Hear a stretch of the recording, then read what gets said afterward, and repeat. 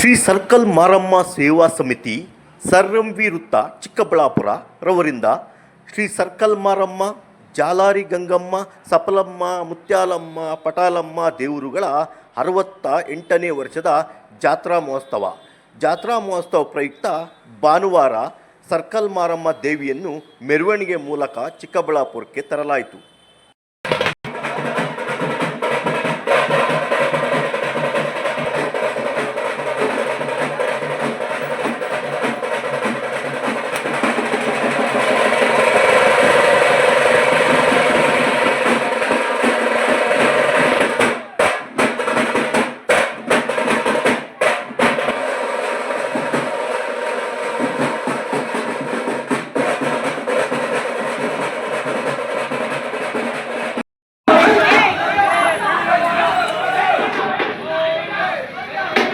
Shri circle Maramma ದೇವಿಯ 68ನೇ ವರ್ಷದ ಜಾತ್ರಾ ಮಹೋತ್ಸವ ಅಂದರೆ ಇದೇ ತಿಂಗಳು 21, 7, 20, 25ರಿಂದ 27, 7, 20, 25ರವರೆಗೂ ಜಾತ್ರಾ ಮಹೋತ್ಸವ ನಡೆಯಲಿದ್ದು 25ನೇ ತಾರೀಕು 12 ಗಂಟೆಯಿಂದ ಸಂಜೆ 7 ಗಂಟೆವರೆಗೂ ಎಲ್ಲ ಸುಮಂಗಲಿಯರಿಗೂ ಅರಿಶಿಣ ಕುಂಕುಮ ನೀಡಲಾಗುವುದು ಎಂದು ಸೇವಾ ಸಮಿತಿಯ MLA ಮಂಜು ತಿಳಿಸಿದರು. ಸರ್ಕಲ್ ಮಾರಮ್ಮ ಸೇವಾ ಸಮಿತಿಯವರ ಆಶ್ರಯದಲ್ಲಿ 68ನೇ ವರ್ಷದ ಜಾತ್ರಾ ಮಹೋತ್ಸವ ಪ್ರಾರಂಭವಾಗಿದೆ. ನಮ್ಮ ಹಿರಿಯರು ಹಲವಾರು ವರ್ಷಗಳಿಂದ ಜಾತ್ರಾ ಮಹೋತ್ಸವ ಮಾಡ್ಕೊಂಡು ಬಂದಿದ್ದರು. ಈ ಕಾರ್ಯಕ್ರಮವನ್ನು ಕಂಟಿನ್ಯೂ ಮುಂದಿನ ದಿನಗಳಿಂದ ನಾವು ನಡೆಸ್ಕೊಂಡು ಬಂದಿದ್ದೀವಿ. ನಾಳೆ 21/7 ಸೋಮವಾರದಿಂದ 26/7 ಶನಿವಾರದವರೆಗೆ 6 ದಿನಗಳ ಕಾಲ ವೈಭವದ ಜಾತ್ರಾ ಮಹೋತ್ಸವ ಇರ್ತದೆ.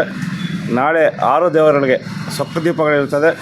ಶ್ರೀ ಅಯ್ಯಪ್ಪ ಸ್ವಾಮಿ, ಶನೇಶ್ವರ ಸ್ವಾಮಿ, ಮಹಾಕಾಳಿ, ಸುಬ್ರಹ್ಮಣ್ಯ, ಕೋದಂಡ ಸ್ವಾಮಿ, ಬಲಮೂರು ಗಣಪತಿಗೆ ಸಪ್ತದೀಪಗಳ ಮೆರವಣಿಗೆ ನಾಳೆ ಬೆಳಗ್ಗೆ 10 ಗಂಟೆಗೆ ನಮ್ಮ ಸಂಬಂಧಪಟ್ಟಂಥ ಎಲ್ಲ ಸುಮಂಗಳರ ಸಪ್ತದೀಪಗಳ ಕಾರ್ಯಕ್ರಮ ಏರ್ಪಡಿಸಲಾಗುತ್ತದೆ. ಮಂಗಳವಾರ 5 ದೇವರುಗಳಿಗೆ ಬಲಿಯುವಂಥ ಕಾರ್ಯಕ್ರಮ ಒಂದು ಫೀಲ್ಡಲ್ಲಿ ಬಲಿಯುತ್ತೀವಿ. ಬುಧವಾರ 5 ದೇವರುಗಳ ಮನೆ ಮುಂದೆ ಮೆರವಣಿಗೆ. ನಮ್ಮಲ್ಲಿ ವಿಶೇಷವಾಗಿ 13ನೇ ವಾರ್ಷಿಕೋತ್ಸವದ ಸರ್ಕಲ್ ಮಾರಿಯಮ್ಮ ಇದರಲ್ಲಿ ಸುಮಂಗಳಿಗೆ ಅರ್ಶನ ಕಾರ್ಯಕ್ರಮ.